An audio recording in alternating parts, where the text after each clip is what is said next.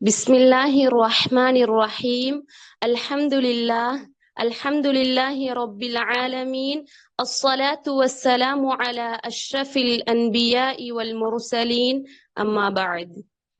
முக்கணிகளாய் மூவேந்தர்களாய் முன்மாதிரிகளாய் தன் சிரமத்தை சிறிதும் பொருட்படுத்தாமல் இந்த கண்ணியமான ரமதானுடைய மாதத்தில் இந்த ரமதானை எவ்வாறு சிறந்த முறையில் கழிப்பது என்ற நோக்கத்துடன் ஆரம்பிக்கப்பட்ட இந்த சீரா கேம்ப் நிகழ்விற்கு வருகை தந்திருக்கும் தலைவர் அவர்களுக்கும் இந்த நிறுவனத்தில் கடமையாற்றுகின்ற ஆசிரியர்களுக்கும் மற்றும் இந்நிகழ்விற்கு வருகை தந்திருக்கும் அனைவருக்கும் அஸ்ஸலாமு அலைக்கும் வரஹ்மத்துல்லாஹி வபரகாத்து.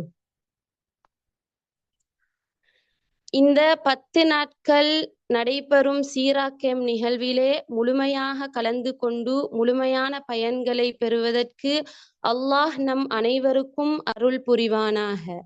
இன்று நாங்கள் ரமதானுடைய 4வது நாளை அடைந்துள்ளோம்.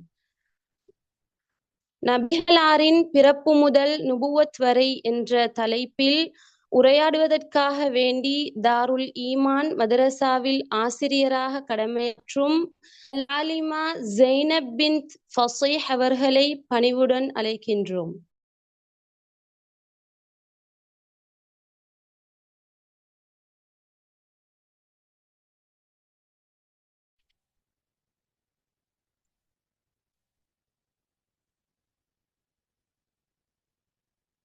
السلام عليكم ورحمة الله وبركاته.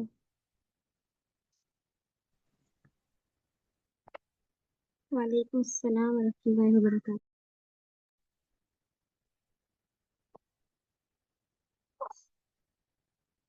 ஆரம்பிக்கணும் இன்ஷா அல்லாஹ். மூலியமா ஸ்டார்ட் பண்ணுங்க.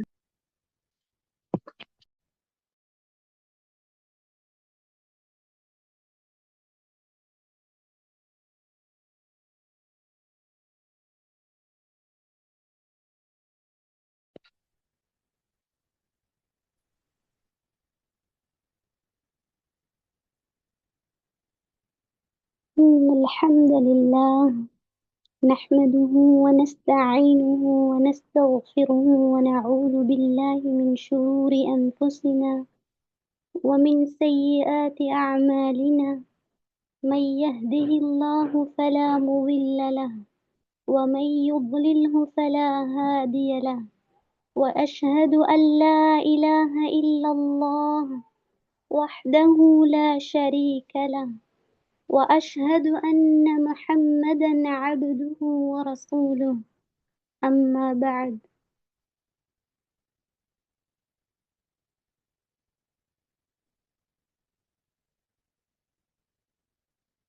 கண்ணியத்திற்கும் அன்பிற்கும் உரிய தாய்மார்களே, சகோதர சகோதரிகளே, இன்று நாங்கள் கூடியிருக்கக்கூடிய அமர்வு நம் உயிரிலும் மேலான முஹம்மது முஸ்தபா ஸல்லல்லாஹு அலைஹி வஸல்லம் அவர்களது புனிதமான வாழ்க்கை வரலாற்றை பற்றி பேசக்கூடிய கேட்கக்கூடிய ஒரு அமர்வில் ஒன்று கூடியிருக்கிறோம்.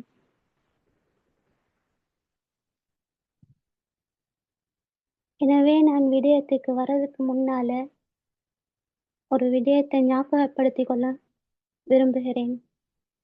என்ன விடயம் என்றால், ஹபீப் ஸல்லல்லாஹு அலைஹி வஸல்லம் அவர்களுடைய பெயர் குறிப்பிடப்படக்கூடிய நேரத்தில் ஸலவாத் சொல்ல நாங்கள் உறுதியாக இருப்போம் இன்ஷா அல்லாஹ்.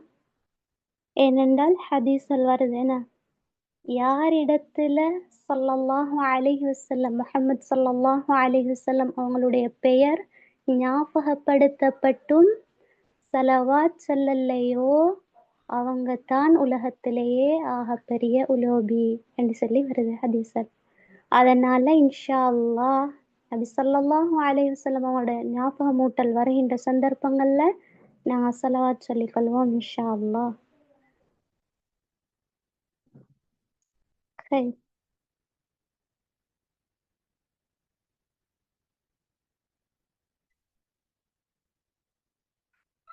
கண்ணியத்திற்குரிய எல்லாம் வல்ல அல்லாஹு தஆலாவுடைய நல்லடியார்களே, அன்பிற்குரிய சகோதர சகோதரிகளே, சத்திய இஸ்லாம் என்கின்ற இந்த மார்க்கம் நம்மிடத்துல வந்து சேரதற்கு காரணமாக இருந்த திருக்குர்ஆனை நம் வரைக்கும் கொண்டு வந்து சேர்ப்பிப்பதற்கு அல்லாஹு தஆலாவால தேர்ந்தெடுக்கப்பட்ட ஒரு காரணியாக இருக்கக்கூடிய நம்முடைய தூதர் முஹம்மது ரசூலுல்லாஹி ஸல்லல்லாஹு அலைஹி வஸல்லம் அவர்களை பத்தி இன்றைய அமர்வுல நாங்க பார்க்க இருக்கின்றோம். அல்லாஹு தஆலா குர்ஆனிலே கூறுறான், பிஸ்மில்லாஹிர் ரஹ்மானிர் ரஹீம், லகத்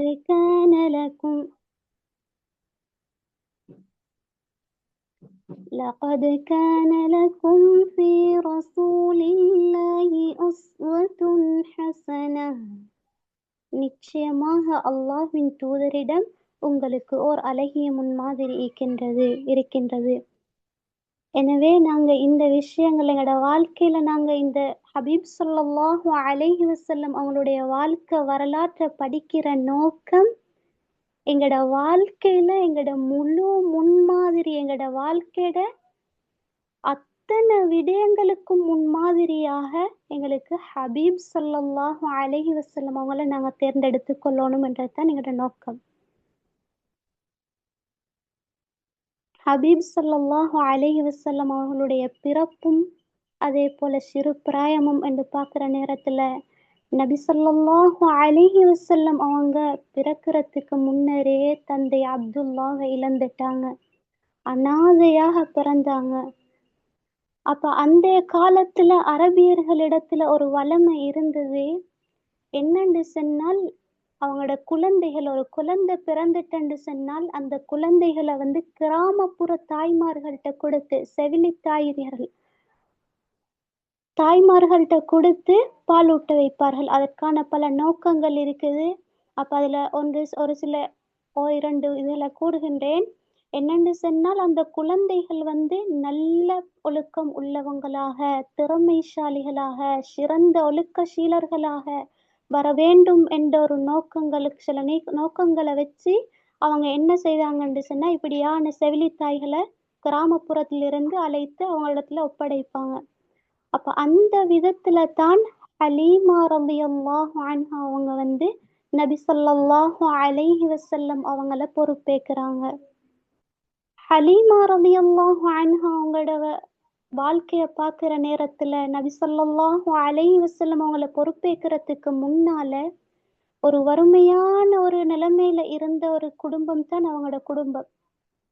அப்ப இவங்க மக்காவுக்கு அப்ப மக்காவுக்கு நிறைய செவிலி தாய்மார்கள் செல்வந்தர்களோட குழந்தைகள் அப்படி நிறைய குழந்தைகளை எடுத்துட்டு போறாங்க. ஆனா கடைசியாகத்தான் கிதாபுகள்ல வர்ணிக்கப்படுது அவங்களோட ஒட்டகங்கள் கூட எப்படி வந்தது என்று சொல்லி. அப்ப அப்படியான ஒரு நிலைமையில, பலகீனமான ஒரு நிலைமையில இருக்கக்கூடிய நேரத்துல ஹலீமா ரலியல்லாஹு அவங்க கடைசியாக வந்த நேரத்துல அப்ப முஹம்மது நபி ஸல்லல்லாஹு அலைஹி வஸல்லம் அவங்களைத்தான் பொறுப்பேற்றுக் கொள்றாங்க. அப்ப அவங்களோட வாழ்க்கையில ஹபீப் ஸல்லல்லாஹு அலைஹி வஸல்லம் அவங்களோட வீட்டுல வந்த பின்னால பெரிய மாற்றங்கள், பிரகாசம், பரக்கத்தை அவங்க காண்றாங்க. வறண்டு போயிருந்த அந்த பிரதேசமே செழிப்பாகுது. அப்ப இங்கதான் எங்களுக்கு நிறைய பாடங்கள் இருக்குது. நபி ஸல்லல்லாஹு அலைஹி வஸல்லம் அவங்க 4 வயது வரைக்கும் அந்த கிராமத்துல ஹலீமா ரலியல்லாஹு அன்ஹா அவங்களிடத்துல தான் வளர்றாங்க. அப்ப அந்த கட்டத்துல அவங்க அரபு மொழிகள்லையும் அதே போல மன உறுதி ஒவ்வொரு விடயங்கள்லையும் அவங்க தெளிவானவங்களாக இருக்கிறாங்க. அப்ப சிறுவர்களோட விளையாடி கொண்டிருக்கக்கூடிய நேரத்துல 4 வயது. அப்ப அந்த கட்டத்துல ஷக்கு சதுர், நெஞ்சு பிளக்கப்படக்கூடிய சம்பவம் நடைபெறுது. வானவர் ஜிப்ரீல் அலைஹிஸ்ஸலாம் அவங்க அந்த பிஞ்சு இதயத்தை கழுவி தூய்மைப்படுத்துறாங்க. சகோதரர்களே, இறை பணிக்காக ஒரு மனிதனை அல்லாஹ் தயார் செய்யற டைம்ல முதல்ல அவரது உள்ளத்தை தூய்மைப்படுத்துறான். அப்ப எங்களுக்கு விளங்குது, எங்களோட வாழ்க்கையில எங்களோட அத்தனை விஷயங்களுக்கும் முதல் படி முதல் காரணம் எங்கட உள்ளம். எங்கட உள்ளத்தை நாங்க தூய்மைப்படுத்தினோமே ஆனால் அல்ஹம்துலில்லாஹ் எங்கட அனைத்து விடயங்களும் சீரான சிறப்பான முறையில அமையப்பெறும் என்றது எங்களுக்கு இந்த விடயம் மூலம் விளங்க வருது. அடுத்த கட்டமாக தாயிட மறைவு, அதே போல அவங்களோட பாட்டனாருடைய பாதுகாப்பு. நபி ஸல்லல்லாஹு அலைஹி வஸல்லம் அவங்களுக்கு 6 வயதாகிற நேரத்துல தாய் ஆமீனா வஃபாத் ஆகுறாங்க.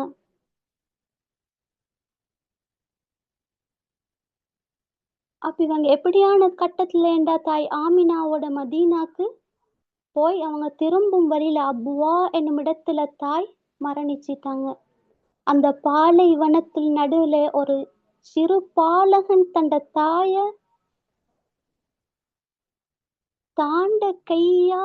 தண்ட கையால அடக்கம் செய்துவிட்டு திரும்பக்கூடிய அந்த துயரமான சந்தர்ப்பம் அல்லாஹு தஆலா குர்ஆன்ல கேட்கிறான், அலம் யஜிதுக யதீமன் ஃபஆவா.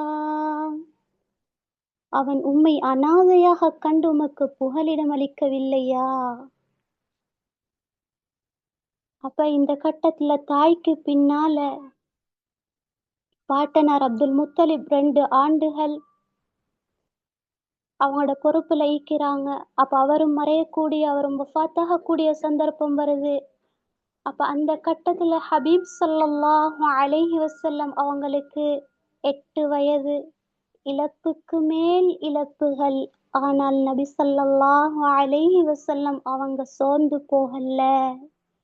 இது எங்களுக்கு எங்கட வாழ்க்கையில இதுல என்ன முன்மாதிரி? ஒவ்வொரு சோதனைகளும் ஒரு முஃமினுக்கு ஒரு பெரிய பாடமாக, அல்லாஹு தஆலாவோட இணைக்கிறதுக்குரிய ஒரு காரணியாகத்தான் இருக்கும். சோதனைகள் எங்களை அழிக்கிறதுக்காக, எங்களை வீழ்த்துறதுக்காக அல்ல, எங்களை ஆளாக்குறதுக்காக. சோதனைகள் எங்களை அல்லாஹ்வுடனான தொடர்பை கூட்டுறதுக்காக வரக்கூடியது. அல்லாஹ் யார நேசிக்கிறானோ அவங்களுக்கு அல்லாஹ் பல விதங்கள சோதனைகளை கொடுத்து சோதித்து பார்ப்பான். அதுல முஃமின் வெற்றி பெறுவான். எப்படி? அல்லாஹ்ட பக்கம் தண்ட திசையை திருப்பி வெற்றி பெற்றுக் கொள்வான். ஒரு முஃமினுக்கு கஷ்டங்கள் வர்ற நேரத்துல அல்லாஹ்ட பக்கம் தான் திரும்புவான். அப்ப அடுத்த கட்டமாக பெரிய தந்தை அபூ தாலிப், அதே போல அவங்களோட வியாபார சந்தர்ப்பங்கள். பாட்டனாருக்கு பின்னால பெரிய தந்தை அபூ தாலிப் நபி ஸல்லல்லாஹு அலைஹி வஸல்லம் அவர்களை தந்த உயிருக்கும் மேலாக வளர்த்தாங்க. அவ்வளோ நேசமானவங்க. அவங்க எப்படி எல்லாம் பாதுகாத்தாங்க, எவ்வளோ அன்பாக இருந்தாங்கன்னு சொல்லி பல கிதாபுகள்ல பல முறைகள்ல இருக்குது சொல்லப்படுகின்றது. 12 வயதாக இருக்கிற நேரத்துல வியாபாரத்துக்காக சிரியாக்கு அழைத்து செல்றாங்க. புஸ்ரா என்ற இடத்துல சன்னியாசி பஹீரா ஒரு அதிசயத்தை கண்டாரு. ஒரு மேகம் மட்டும் அந்த சிறு பாலகன் ஹபீப் ஸல்லல்லாஹு அலைஹி வஸல்லம் அவங்களுக்கு நிழல் கொடுத்து கொண்டு வாரத அந்த சன்னியாசி பஹீரா சொன்னார், அபூ தாலிபே, இவரை பத்திரமாக மக்காவுக்கு அழைத்து செல்லுங்கோ, இவர் உலகத்துக்கே இறுதி தூதராக வரப்போகிறார். சுப்ஹானல்லாஹ். இயற்கையும் முந்திய வேதங்களை அறிஞ்சவங்களும் நபியவங்களுக்கு முன்னரே அவரை போற்றி புகழ்கிறார்கள். நாங்க இந்த நபியுடைய அந்தஸ்த விளங்கி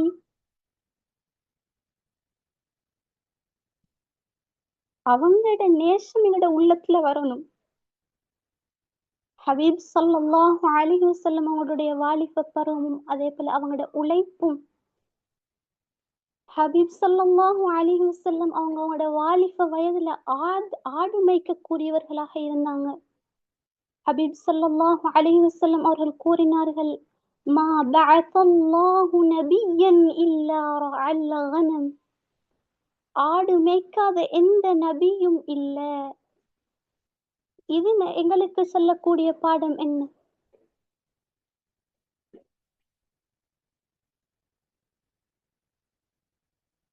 வாலிப பருவத்துல நபி ஸல்லல்லாஹு அலைஹி வஸல்லம் அவங்க ஆடு மேய்க்கிறாங்க.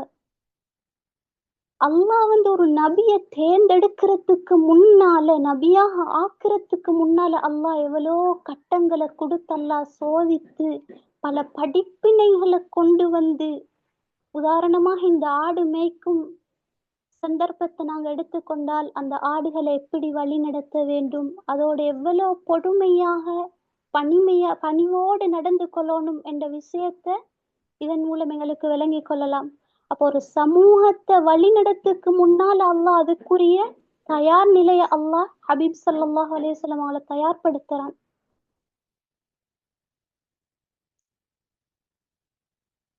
அப்ப அதே போலத்தான் அந்த கட்டத்துல உஜ்ஜார் என்ற ஒரு போர் நடக்குது.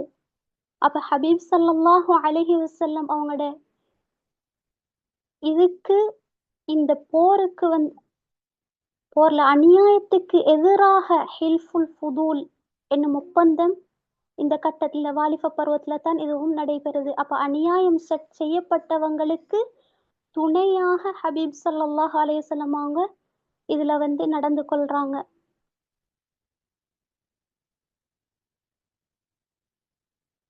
ஒவ்வொரு கட்டத்திலையும் அப்ப இந்த கட்டம் ஹபீப் ஸல்லல்லாஹு அலைஹி வஸல்லம் அவங்களுக்கு 20 வயது. அப்ப இந்த கட்டத்துல இந்த ஒப்பந்தம் ஹில்ஃபுல் ஃபுதூல் என்ற கூடிய இந்த ஒப்பந்தத்துல அநியாயம் செய்யப்பட்டவங்களுக்கு துணையாக இருந்து ஹபீப் ஸல்லல்லாஹு அலைஹி வஸல்லம் அவங்க உதவி செய்யறாங்க. வாலிப பருவம், இந்த வாலிப பருவத்துல அல்லாஹ் இந்த சிறிய வயதுல எவ்வளோ ஒரு உறுதியை அல்லாஹ் அவங்களுக்கு கொடுக்கறான். அப்ப ஒவ்வொரு பருவத்திலையும் அல்லாஹ் அவங்கள ஒவ்வொரு விடயங்களை கொடுத்து அல்லாஹ் உறுதியாக்குறான் தீனுடைய விடயத்துல. அடுத்த கட்டமாக அன்னை ஹதீஜா ரலியல்லாஹு அன்ஹா அவங்களுடைய வியாபாரம், அதே போல அவங்கள திருமணம் செய்யற சந்தர்ப்பம். ஹபீப் ஸல்லல்லாஹு அலைஹி வஸல்லம் அவங்களோட நம்பிக்கையை கவனிச்சு, அவங்களுடைய அடிமை மைசரா சொன்ன விடயங்களை, அவங்களோட நட்பெயர் அல் அமீன் என்ற சில விடயங்களை கவனிச்சு ஹபீப் ஸல்லல்லாஹு அலைஹி வஸல்லம் அவர்களை ஹதீஜா ரலியல்லாஹு அன்ஹா அவங்க திருமணம் செய்யறாங்க. அதுக்கு பின்னால ஹஜருல் அஸ்வத் நபி ஸல்லல்லாஹு அலைஹி வஸல்லம் அவங்களுக்கு 35வது வயதுல கஅபாவை புதுப்பிக்கும் போது ஹஜருல் அஸ்வத் கல்ல வைக்கிறதுல ஒரு பிரச்சனை வருது. அப்ப அந்த பிரச்சனையை நபி ஸல்லல்லாஹு அலைஹி வஸல்லம் அவங்க அதை கையாள்றாங்க. அதை கையாள்ற விதம், அந்த தலைவர்களை அழைத்து அதை நல்ல முறையில அதுக்கு தீர்வு கொண்டு வராங்க.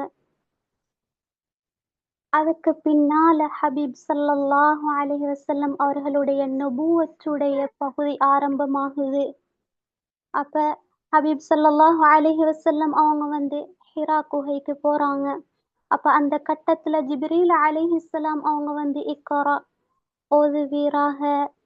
அப்ப ஹபீப் ஸல்லல்லாஹு அலைஹி வஸல்லம் அவங்க அதுக்குள்ள பல விடயங்கள் நடைபெற்று, எனக்கு ஓத தெரியாது என்ற விடயங்கள். அப்ப இந்த கட்டத்துல ஹபீப் ஸல்லல்லாஹு அலைஹி வஸல்லம் அவர்களுக்கு அந்த பயத்தின் காரணத்தால ஹதீஜா ரலியல்லாஹு அன்ஹா அவங்களிடத்துல ஓடி வராங்க. இப்ப அந்த கட்டத்துல ஹதீஜா ரலியல்லாஹு அன்ஹா அவங்கள அரவணைத்து தந்த கணவனை அணைச்சி கொண்டு அன்னை ஹதீஜா ரலியல்லாஹு அன்ஹா அவங்க சொல்லக்கூடிய அந்த வார்த்தைகள் எங்களுக்கு ஒரு படிப்பினையாக இருக்கட்டும். நாங்க பெண்களாகிய நாங்கள் எப்படி கணவனோட தந்த கணவன் எப்படியான நிலைமைகள்ல, இந்த கஷ்டங்கள்ல இருக்கிற நேரங்கள்ல நாங்க எப்படி நடந்து கொள்ளணும். ஹதீஜா ரலியல்லாஹு அன்ஹா அவங்க சொல்றாங்க, அல்லாஹ்வின் மீது ஆணையாக அல்லாஹ் உங்களை ஒரு போதும் இழிவுபடுத்த மாட்டான். ஏனென்றா நீங்க உறவினர்களை ஆதரிக்கிறீங்க, ஏழைகளுக்கு உதவுகிறீங்க, விருந்தினர்களை உபசரிக்கிறீர்கள் என்று சொல்லி அப்ப ஆதரவு அளிக்கிறாங்க. அல்லாஹ் உங்களை வீணாக்க மாட்டான் என்று சொல்லி. எனது அருமை சகோதரிகளே, தாய்மார்களே, இந்த 40 வருட கால வாழ்க்கையிலிருந்தும் நாம் பெரும் பாடம் இதுதான். ஒரு முஸ்லிமாக, ஒரு சிறந்த முஸ்லிமாக மாற வேண்டுமானால் முதல்ல நாம் ஒரு சிறந்த மனிதராக மாற வேண்டும். நபி ஸல்லல்லாஹு அலைஹி வஸல்லம் அவங்க நபியாவதற்கு முன்னரே உண்மையானவராகவும் நேர்மையானவராகவும் இருந்தாங்க. நாங்களும் எங்களுடைய குணங்களை உள்ளங்களை சீர்படுத்தி, அதே போல நம்ம சூழ உள்ளவர்கள், நம்முடைய பிள்ளைகள் அனைவரையும் சிறந்த முறையில நாங்க எங்களோட உள்ளங்களை சீரான முறையில அமைத்து நல்ல முறையில நல்வழிப்படுத்தி எங்களுடைய வாழ்க்கையை சீராக்கிக் கொள்வதற்கு அல்லாஹ் உதவி செய்வானாக. மேலான ஹபீப் ஸல்லல்லாஹு அலைஹி வஸல்லம் அவர்களுடைய வாழ்க்கையை பின்பற்றி மௌத்து வரைக்கும் ஹபீப் ஸல்லல்லாஹு அலைஹி வஸல்லம் அவருடைய சுன்னத்துக்களை வாழ்க்கையில எடுத்து நடக்கக்கூடிய பாக்கியத்தையும் நம்ம அனைவருக்கும் தந்தருள்வானாக. ஆமீன் ஆமீன் யா ரப்பல் ஆலமீன். அஸ்ஸலாமு அலைக்கும் வரஹ்மத்துல்லாஹி வபரகாத்துஹு.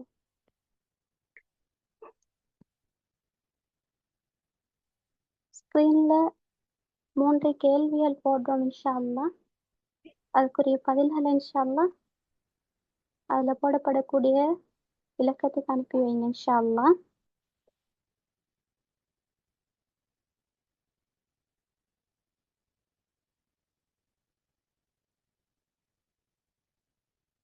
நபிகளாரின் பிறப்பு முதல் நுபுவத் வரை என்ற தலைப்பில் சுருக்கமாகவும் மிக தெளிவான முறையில் உரையாற்றி சென்ற அல் ஆலிமா ஜெய்னப் பின்த் ஃபஸீஹ் அவர்களுக்கு ஜஸாக்குமுல்லாஹு ஹைரா. தொடர்ந்து 10 அமர்வுகளில் இன்னும் 8 அமர்வுகள் இருக்கின்றது. அதில் முறையாக கலந்து கேட்கப்படும் கேள்விகளுக்கு பதிலளித்து பரிசில்களையும் சிறப்பு சான்றிதழ்களையும் பெற்றுக்கொள்ளுங்கள். இந்நிகழ்வை சிறப்பான முறையில் ஏற்பாடு செய்து தந்த ஈலேனஸ் ஹப் நிறுவனத்திற்கும் ஒருங்கிணைப்பாளர்களுக்கும் நன்றிகளை தெரிவித்துக் கொள்வதோடு, மேலும் எமது ஈலேனஸ் ஹப் ஒன்லைன் நிறுவனம் என்பது பல துறைகளில் வழிகாட்டுகிறது. அதாவது அல் குர்ஆன் மனனம், தஜ்வீத், காயிதா மற்றும் இஜாசத்துல் குர்ஆன், தௌரத்துல் குர்ஆன் போன்ற துறைகளில் தகுதி பெற்ற ஆசான்கள் மற்றும் ஆசிரியர்களை கொண்டு நடாத்தப்படுகிறது என்பதையும் இச்சந்தர்ப்பத்தில் நான் ஞாபகப்படுத்திக் கொள்கிறேன். இந்நிகழ்வில் தியாகத்துடன் கலந்து கொண்ட அனைவருக்கும் ஜஸாக்குமுல்லாஹு ஹைரன் வ அஹ்ஸனல் ஜஸா என்று கூறி இந்நிகழ்வை நிறைவு செய்கிறேன். வ ஆகிர் தஅவானா அனில் ஹம்துலில்லாஹி ரப்பில் ஆலமீன். அஸ்ஸலாமு அலைக்கும் வ ரஹ்மத்துல்லாஹி வ பரகாத்துஹு. சுப்ஹானக அல்லாஹும்ம வ பிஹம்திக் அஷ்ஹது அல்லா இலாஹ இல்லா அன்த அஸ்தக்ஃபிருக வ அத்தூபு